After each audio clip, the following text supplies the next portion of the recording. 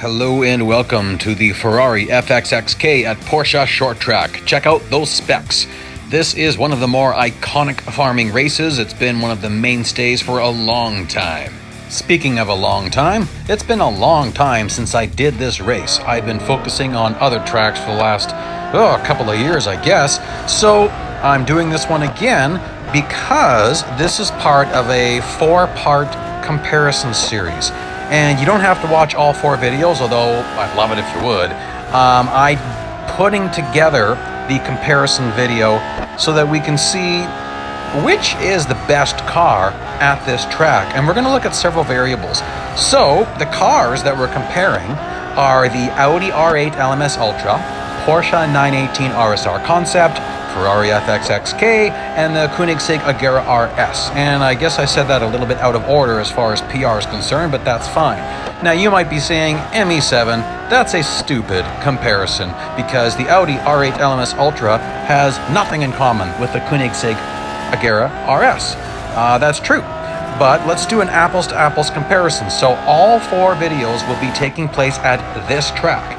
And the big difference is that the Audi R8 LMS Ultra is substantially cheaper to upgrade than the Agera RS. And that's a factor you need to consider when you're looking for a really good farming race. Like, if the only reason why you're upgrading a car is to get at a farming race, you should be considering how expensive are those upgrades. Because you've got to ask yourself, can I ever earn back the currency? Now, if you've got other reasons for that, like there's multiple series that the car can run in, like you want to be better at weekly time trials or online multiplayer, or you just really like the car, then that's fine. There's nothing wrong with that. But there's multiple things to consider. For instance, the Audi R8 LMS Ultra, the gold you spend on that car, you'll earn that back in series completion alone, because that car is in, I think, 5 or even 6 different series. And if I remember correctly, I haven't looked it up, it will be in that particular video. I think it's just 99 gold to fully upgrade that car. Compared to, well, we'll get to the upgrade costs of this Ferrari later. One car I love to compare this to, because it just makes your jaw drop, is the Porsche 919 Hybrid Evo. I recently did a comparison video between that one and the McLaren MP4X. I'll throw a link up to that. Those were at 2 different tracks, but some people were saying that the Porsche was a better farming race. Pay-wise, it's not, especially when you consider how much it costs to upgrade that car. For instance, one upgrade. The last engine upgrade in the Porsche 919 Hybrid Evo. One upgrade, 1,310 gold. I mean, seriously. You could buy multiple cars and fully upgrade multiple cars for that one upgrade. So why does anyone ever do it? Because it's arguably the most amazing driving experience in this entire game. It is a real car that was built without rules, and so it's just amazing. And yeah, you get 400 gold for completing the exclusive series, but you need like 4,400 gold to buy and fully upgrade the car. Okay, enough about that. I'm going to be hitting the Perpetual point very soon here, and if you're wondering exactly what that is, that's 42 cars. It's not distance, it's not... Good, no cracks. Woo! It's not a certain distance, not a certain number of laps. It's passing 42 cars. You got to do it as fast as possible or you'll never do it. That's why a normal endurance race ends, because the cars keep getting better and better, and until you get to that 43rd car, it ain't happening.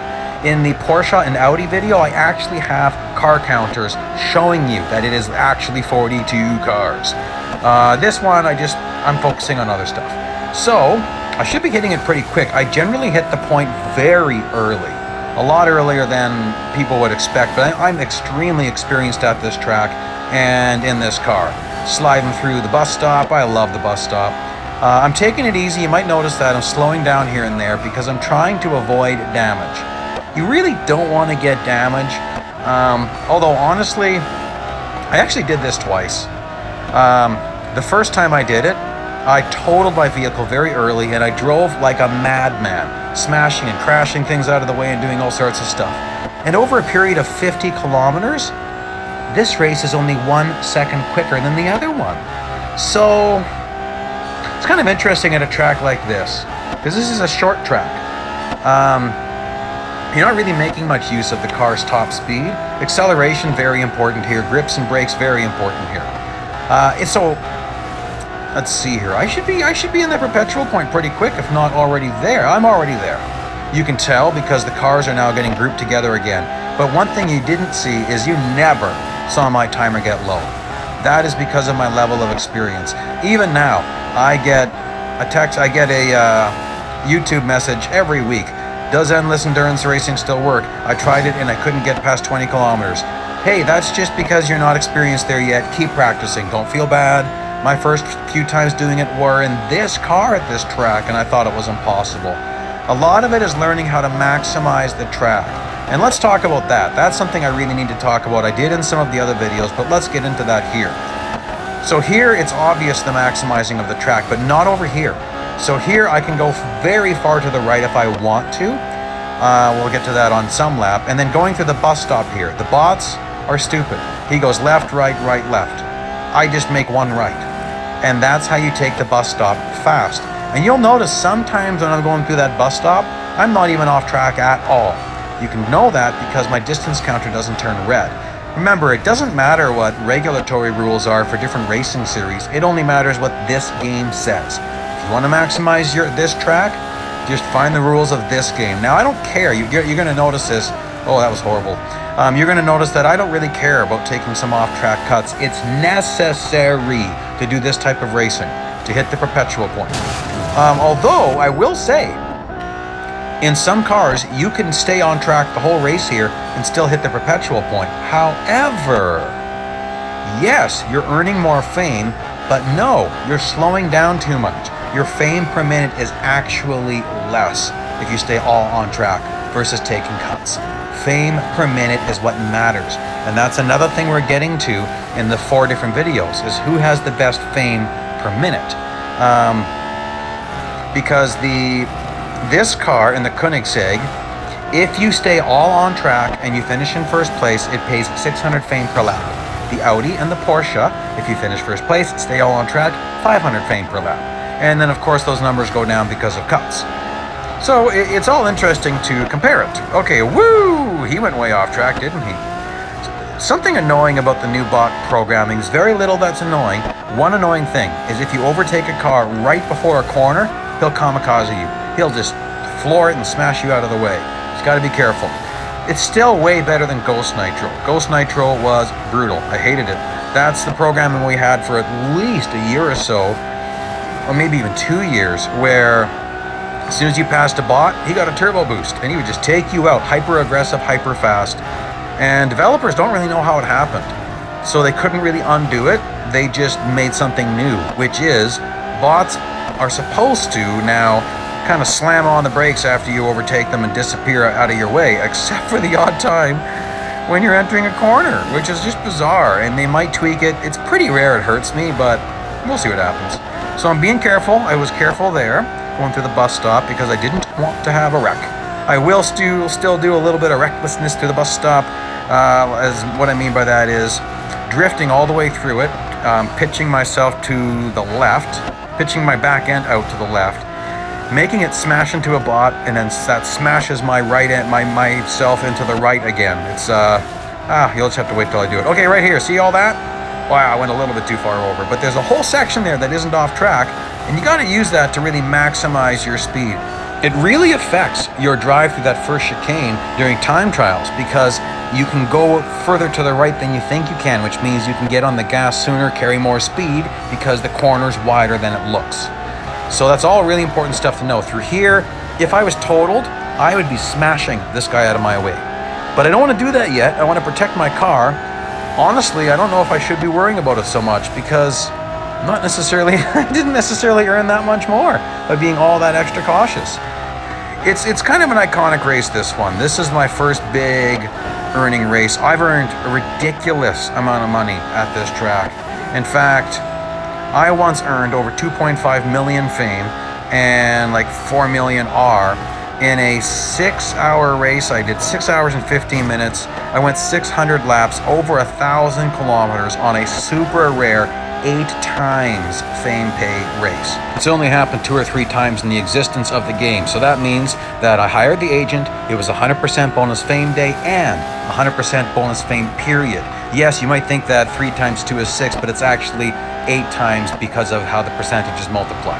Cost to buy and upgrade this car, 950 gold purchase price, 1,419 gold are all the gold upgrades, 3,381,100 R$ upgrades. So that's your total cost there. Remember that this one is eligible for a showcase discount, so that 950 gold would be reduced. Also, there's some other ways that they're giving us discounts on cars sometimes in some of the new seasons that are happening. So that's kind of cool. So that comes into play. For instance, in the video there, not in the video, but in comments, someone was asking me about if it's worth upgrading that Porsche 919 Hybrid Evo, and I was looking at it, and I believe the math was almost 98 hours of racing at Silverstone Bridge Circuit, 2009 Bridge Circuit. You have to go that long with the agent hired to get it back. And it's like, who wants to do that? So that's a huge thing to consider. 1,419 gold to fully upgrade this car versus 1,310 gold for one upgrade on the Porsche 919 Hybrid Evo. But I'd much rather drive that one, the Hybrid Evo. Interesting thing between this car and the Koenigsegg RS. This one has a PR of 96.3. Koenigsegg RS has a PR of 96.1. Well, that's kind of strange because the Koenigsegg RS has a higher top speed, slightly quicker acceleration, not by a lot, better grip, but it's the brakes. The Ferrari FXX K has substantially better brakes than the Koenigsegg. Although that Koenigsegg isn't bad. It's, of those hyper supercars, it's probably my favorite because, like the Venoms, I can't stand the Venoms. Sorry guys, being brutally honest here. Yes, you can go like 540 in the F5. Big deal. You're going to spend so much time on the brakes and there's so much time sliding around. All you're going to like is the odd straightaway. And it's hard to utilize it a lot of the time because you got to pound the brakes. The Koenigsegg RS is nicely balanced. It actually drives more like a race car, meaning that the grip and the brakes are pretty good in that car. It still has amazing acceleration and like 491 kilometers per hour top speed, which you'll never hit, but still, pretty cool car. Now, something I'm doing different in this series, if you haven't seen the other videos, you're not going to know this. I am not going to stop my car slowly and let the clock wind down to 50 kilometers. That's how long this race will be, at 50 km. But I'm going to call the end of the race at 50 km. So right after 50 kilometers, I'll drive the car off track and we'll take a look at how much damage I had, because damage does affect your performance. Like, I'm surprised I still have both brake lights. I'm usually more reckless than this. And that's so we can have a true apples to apples comparison between all cars. So if I wind down the clock, it all depends how much time was on the clock when I wound it down. Nice thing about me doing it this way is that you can use this data to extrapolate it. What I mean is, if your question is, well, what if I want to go 100 kilometers? Well, fine, just double it, because I'm going 50. What if I want to go 200 kilometers? Okay, quadruple it. What if I want to go 500 kilometers? Multiply it by 10. And so the numbers I'm giving you will be accurate. There you go. That was my favorite move. I swung my left side out there, my back end, smack it into a bot. He smacks me back into the track and I speed out of there. You actually carry more speed through the bus stop, and it's only front end damage that really hurts you in this game. You can smack your rear end all you want and it'll very rarely slow you down. It's kind of fun because this race can get kind of boring, but I like it. So earlier in this video I said I haven't been running this race for a long time, and you might ask, well, what are you doing? I've been working on the McLaren MP4X at Le Mans. That's been my main farming race, trying to get better and better at it. Now it is easy for me to go 100 kilometers, getting easy to go 200. That race is incredibly unforgiving. If you have one major accident, you're done. What I mean by major is, a horrible smash where you come to a dead stop. It's almost impossible to recover from that. In this car, I could have 2 of those back to back and it won't matter because I keep my timer so full. Like, you probably noticed that my timer doesn't really get below 70. So, and a lap in this car at this track is probably about 30 to 34 seconds. I honestly forget. I will be getting that though for you. Not in this video. In the comparison video, I'm going to do a lap in each car so we can compare the lap times, and we'll just take a look at things. I'll be doing a few things in that comparison video. The specs of all cars will be showing, upgrade specs of all cars will be showing, and some of my comments will be shown and even heard. Oh, wow. Shocker. People who've been around my channel for a long time know that my first major video where I was talking through the whole video was at this track. It was a video about how you can't have assists on at this track. Now, you could get away with low steering assist, but I honestly recommend just take it off. Increase your steering sensitivity by 2 or even 3 settings, and you'll probably have no problem going to no steering assist versus having it on low or high. If you have it on low, you probably only need to turn it up by 2, but if you had it on high, you probably need to crank it up by 3. That's what I did when I first went no assist, and it made it a lot easier. Okay, now this race is going to come to a close very soon because I'm getting close to the 50-kilometer mark, and that's when I'll call the race. We'll take a look at the damage, and then I'll make sure that I end exactly at 50. So if I end up going a little bit over 50 km, I will give it back. How do you give it back? You drive in forward gear, but backwards on the track. That's how you give back distance. If you don't want to lose distance, you actually have to put it in reverse gear, which I've done sometimes at the beginning of a long race. Okay, I'm going to be going off track right away here. Oh, a little bit over, but I'll give that back. Let's see how damaged I am. Oh, I love the glowing brake rotors. This thing has massive rotors. Front bumper, heavily damaged. But you know what? Not so bad everywhere else. I did have some minor cracks, but I never got to stage 2 damage. Here I'm lowering the distance back to 50 kilometers. Now we're counting down the timer at 16 times regular speed. So actual race time, 15 minutes and 54 seconds. Based on that, we can extrapolate the following. My average speed was 188.7 kilometers per hour. I earned 928.3 fame per minute, 5,503.5 R dollars per minute. No agent, no manager, no bonus fame day, no bonus R day. Those numbers go up a lot on those days. Here's the other links. Check them out. Please like and subscribe and join me next time.